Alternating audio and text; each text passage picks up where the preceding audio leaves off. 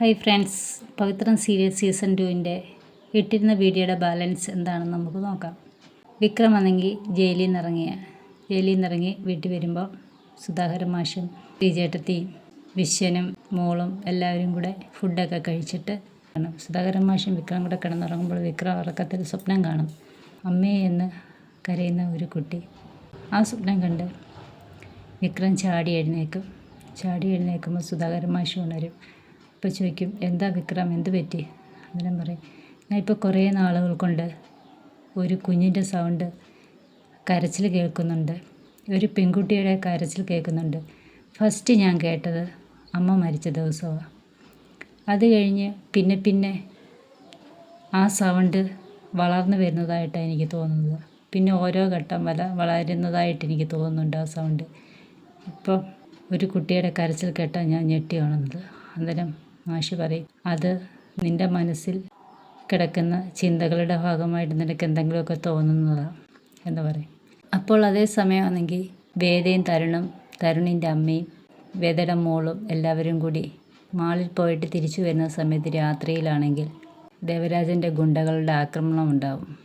ആക്രമണത്തിൽ മോൾക്ക് പരിക്ക് പറ്റുകയാണ്. അപ്പോൾ മോള് അമ്മയെന്ന് വിളിക്കുന്ന അതേ സമയത്താണ് വിക്രം സ്വപ്നം കാണുന്നത്.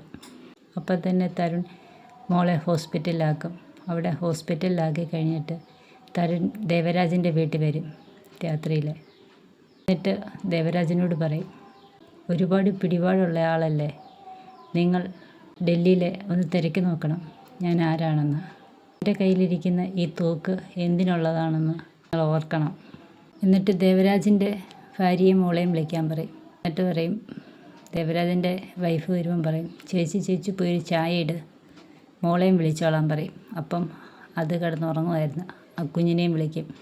അതും ഒരു അഞ്ച് വയസ്സുള്ളൊരു കുട്ടിയാണ് ദേവരാജൻ്റെ മോളും.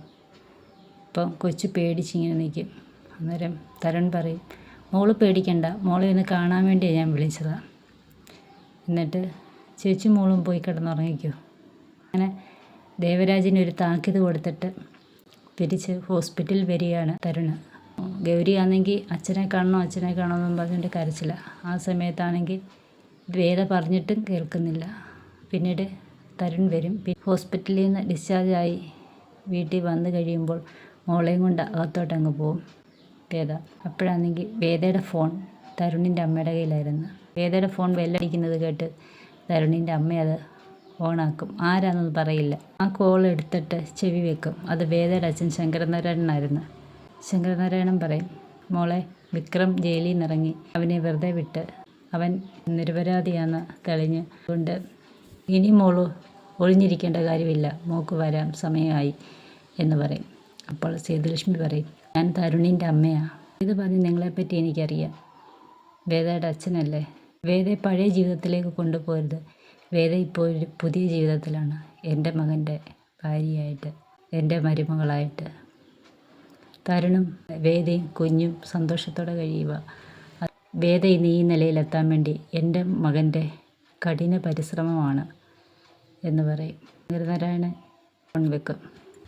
വേദ ഇവിടെ പിടിച്ചു നിർത്താൻ വേണ്ടിയാണ് തരുണിൻ്റെ അമ്മ അങ്ങനെ പറഞ്ഞത്. വിക്രമിനെ ജയിലിൽ പോയി കാണാൻ പോവുകയാണെന്ന് വേദ തരുണിൻ്റെ അമ്മയോട് പറയും.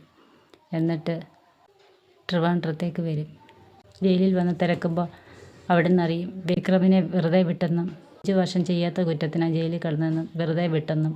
ടൗണിൽ വന്ന് സുധാകരൻ മാഷിനെയും വിക്രമിനെയും ശ്രീകാന്തിൻ്റെ ഗുണ്ടകൾ ആക്രമിച്ചപ്പോൾ അവരെ അടിച്ചോടിക്കുന്ന സീനാണ് ജയിലിൽ പോയിട്ട് തിരിച്ചു വരുന്ന വേദ കാണുന്നത് ടൗണിൽ വെച്ച്.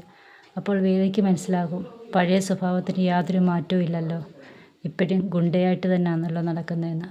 ആ കാര്യം വന്ന് തരുണിൻ്റെ അമ്മയോട് പറയുമ്പം തരുണിൻ്റെ അമ്മ പറയും, വേദ പറഞ്ഞ അവൻ്റെ സ്വഭാവത്തെപ്പറ്റി എനിക്ക് മനസ്സിലായതാണ്. അപ്പോൾ എനിക്ക് തോന്നുന്നില്ല അവൻ നല്ലതായിട്ട് വരുമെന്ന്.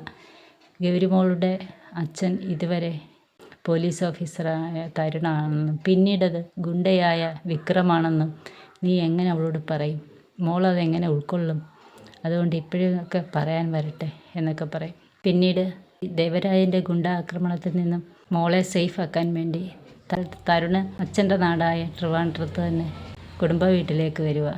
ട്രിവാൻഡ്രത്തെ കുടുംബ വീട് എല്ലാം ശരിയാക്കിയിട്ട് അവിടെ തരുണിൻ്റെ അമ്മയും മകളെയും കൊണ്ട് താമസിപ്പിക്കാൻ തരുൺ വേദയോട് പറയുന്നുണ്ട്, അമ്മയും മോളെ നമുക്ക് ട്രിവാൻഡ്രത്ത് കൊണ്ടാക്കാം, മോൾ ഇനി അവിടെ പഠിച്ചാൽ മതി, നമുക്ക് ആഴ്ചയിൽ പോയി അവരെ കണ്ടാൽ മതി, അതുകൊണ്ട് നമുക്ക് എല്ലാവർക്കും കൂടെ അങ്ങോട്ട് പോകാം.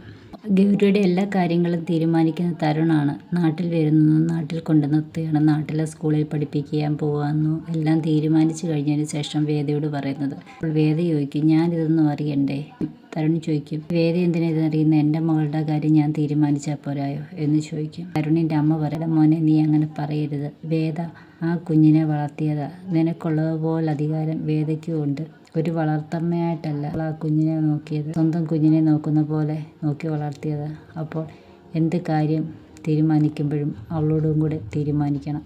മോള് വളർന്നു വരുക, മോളുടെ മുന്നിൽ വെച്ച് നിങ്ങൾ രണ്ടുപേരും വഴക്കുണ്ടാക്കരുത്, അതെനിക്കിഷ്ടമുള്ള കാര്യമല്ല എന്ന് തരുണിൻ്റെ അമ്മ പറയും. ഗൗരിയുടെ പ്രൊട്ടക്ഷന് വേണ്ടി ഒരാളെ വെക്കും തരുൺ. അതിനുവേണ്ടി തരുൺ വിക്രമിനെ ജയിലിൽ വെച്ച് സഹായിക്കുകയൊക്കെ ചെയ്ത ജയിലർ ആൻഡ്രൂ സാറാണ് തരുണിൻ്റെ അച്ഛൻ്റെ സുഹൃത്ത്. അപ്പോൾ ആൻഡ്രൂ സാറിനോട് പറയും, എൻ്റെ മകളുടെ പ്രൊട്ടക്ഷന് വേണ്ടി ആ കാര്യങ്ങൾ നോക്കാൻ വേണ്ടി ഒരു ബോഡി ഗാർഡായിട്ട് ഒരാളെ വേണം എന്ന് പറയും. അപ്പോൾ ആൻഡ്രൂ സാർ പറയും, മോളുടെ പ്രൊട്ടക്ഷന് വേണ്ടി ഒരാളെ വേണം, അതിന് ഞാൻ ആൻഡ്രൂ സാറിനെ വിളിക്കാൻ വന്നത്. ആൻഡ്രൂ സാറിന് എൻ്റെ മോളുടെ പ്രൊട്ടക്ഷൻ ഏറ്റെടുക്കാമോ എന്ന് ചോദിക്കും. ആൻഡ്രൂ സാർ പറയും, എനിക്ക് പറ്റില്ല, ഞാൻ വേറെ ഒരാളെ വിടാമെന്ന് പറയും. അങ്ങനെ വിക്രമിനെ വിളിച്ചിട്ട് വിക്രമിനോട് പറയും, ഒരു 5 വയസ്സുള്ള ഒരു കുഞ്ഞിൻ്റെ പ്രൊട്ടക്ഷനാണ്. അച്ഛൻ DYSP, അമ്മ സബ് കളക്ടറാണ്. അവർ തമിഴ്നാട്ടിലാണ് ജോലി ചെയ്യുന്നത്. അവരാഴ്ചയിലേ വരത്തുള്ളൂ. അപ്പോൾ ഗുണ്ടാ ഭീഷണിയും കൊണ്ടുണ്ട്, അതുകൊണ്ട് മോളെ കൊണ്ടുവന്ന് ഇവിടെ തറവാട്ടിൽ താമസിപ്പിച്ചേക്കുക, തരുണിൻ്റെ അമ്മയും ഉണ്ട് എന്ന് പറയും. അപ്പോൾ വിക്രമാണെങ്കിൽ ആ കുട്ടിയെ സ്കൂളിൽ കൊണ്ടുവരിക എല്ലാം ചെയ്യുക, ആഴ്ചയിലേ വീട്ടിൽ വരാൻ പറ്റത്തുള്ളൂ എന്ന് പറയും. അന്നേരം പറയും, ആയിക്കോട്ടെ. അപ്പോൾ ആൻഡ്രൂ സാർ പറയും, നിന്നെ കൊണ്ടിത് പറ്റും, നീ ഇത് ചെയ്യണം എന്ന് പറയും. നിൻ്റെ മുന്നോട്ടുള്ള ജീവിതത്തിൽ ഒരു വഴിത്തിരിവാകാൻ ഇത് ചാൻസ് ഉണ്ടെന്ന് പറയും. തൻ്റെ മകളുടെ ബോഡി ഗാർഡായിട്ടാണ് താൻ പോകുന്നതെന്നറിയാതെ വിധി വിക്രമിനെ മകളുടെ മുന്നിലെത്തിക്കുകയാണ്. വിക്രം വന്ന് നാട്ടിൽ നിൽക്കുമ്പോൾ വിശ്വൻ്റെ വിസിലിനെ അത് ബാധിക്കുന്നു. ശ്രീകാന്തും സാബു പോലീസും വിക്രമിൻ്റെ ചേട്ടനെയും കെണിയിൽപ്പെടുത്താൻ വേണ്ടി ഉള്ള വഴി നോക്കുകയാണ്. അതുകൊണ്ട് വിശ്വൻ്റെ വീട്ടിൽ നിന്നും സുധാകര മാഷും വിക്രമും താമസം മാറുകയാണ്. വിക്രം അറിയുന്നില്ല താൻ ബോഡി ഗാർഡായിട്ട് പോകുന്നത് തൻ്റെ മകൾക്ക് വേണ്ടിയാണെന്ന്. ഇതിൻ്റെ ബാലൻസുമായി അടുത്ത വീഡിയോയിൽ വരാം. Okay, Tata, bye bye.